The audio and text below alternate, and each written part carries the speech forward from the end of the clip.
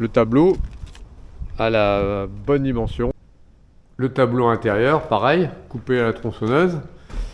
Là, j'ai rajouté 10 cm par rapport au tableau extérieur, puisque je le pose en feuillure. Et c'est pareil, en haut, j'ai coupé 22 cm plus haut que le tableau, parce qu'il y a le coffret qui sera intégré à l'intérieur, le coffret de la porte-fenêtre.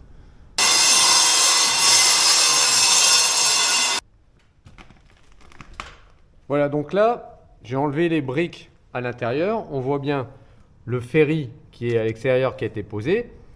Donc si j'avais pas cette armature en béton que j'ai fait, parce que j'ai fait un chaînage en béton de 20 cm sur 20 cm ferraillé tout le tour de la maison, si j'avais pas ça, en fait je devrais remettre ici le même ferry d'un bout à l'autre, donc d'un mètre 80, la même chose, de façon à étayer le mur, sachant que le mur est soutenu quand même par le premier ferry.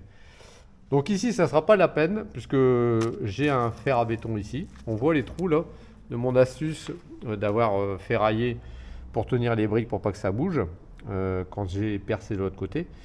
Et donc ici, je vais simplement mettre une cornière de 8 tout le long, donc un petit peu plus courte, hein, parce que ça c'est la largeur du tableau pour la pose en feuillure de la fenêtre.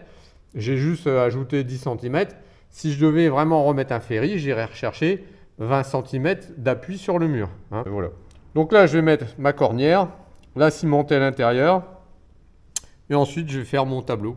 La cornière est soudée, donc du coup là on a 14 plus 8 en largeur, et donc là va venir mon volet roulant ici, dans ce creux là, de 23 cm, hein, j'ai laissé 23, et là viendra le montant de la porte. Ce qui fait que j'ai quelque chose de bien plat. Voilà le mur. On va poser la baie vitrée, donc on voit là la brique que j'ai coupée. Ça c'est l'intérieur, comme je disais, où on va pas poser la fenêtre en feuillure, donc il faut aller jusque là pour faire une brique. Voilà, là on a préparé le tableau de façon à le plaquer. Donc on met à niveau en ras de la brique de ce côté là. On prépare l'écartement bien sûr de notre tableau, hein, 1,40 m. Donc ça c'est super bien mis. On le met au niveau dans ce sens là et dans l'autre sens. Là j'ai bouché le trou avec une latte. Voilà, maintenant on va plaquer de bas en haut. On va faire la même opération de l'autre côté. Et on finira après sur le côté quand ça sera un peu sec et qu'on pourra démouler. Donc voilà, j'ai claqué. Que du sable, hein. Dosé 250 à 300, plutôt 300 kg au mètre cube. Donc j'ai plaqué, j'ai laissé sécher. Et ensuite, en fait, voilà, je vais talocher comme je fais là. Je vous montre un peu comment on fait. En fait, on met un petit peu de ciment et on vient boucher les trous. On vient boucher les trous en taillissant. Voilà. Faut le faire avant que ça soit sec. Et ensuite, quand ça va prendre un peu, on va venir le lisser avec une taloche. Là, on a une taloche rugueuse.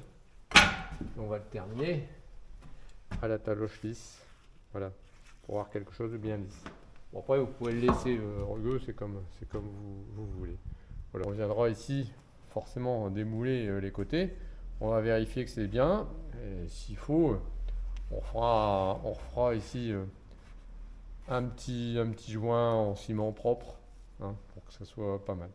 Voilà, donc j'arrive de l'autre côté à fleur de la brique. Voilà.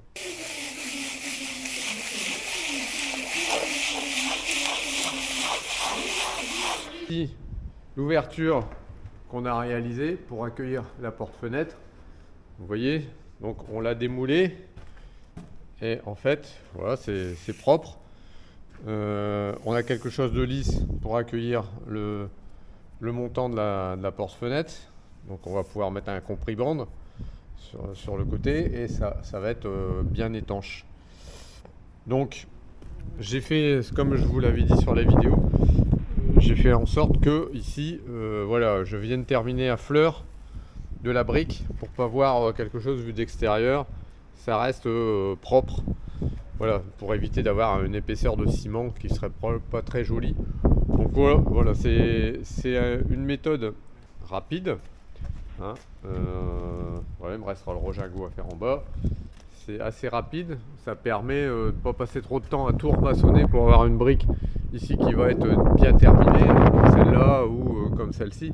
Mais ça nécessite de tout remaçonner depuis le bas.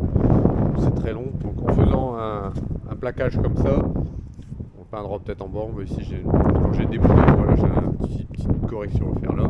Mais vous voyez, c'est pas moche vu de l'extérieur. Voilà.